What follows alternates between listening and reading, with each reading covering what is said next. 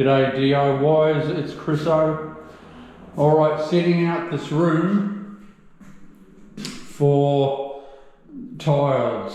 What I'm doing there with the laser level, I've squared it off.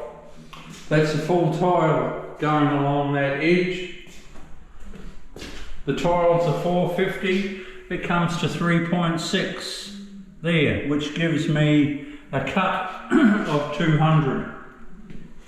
Starting a full tile at that side where the laser level is. So I'm going full tile right across a 200mm cut or 8 inches, and then I'm going into the cupboards there. 8 tiles at 450. Going across here, it gives me a cut-off piece of about 60mm. So that's nearly a full tile, which is brilliant. Absolute brilliant. Down that wall, so as I'm working back.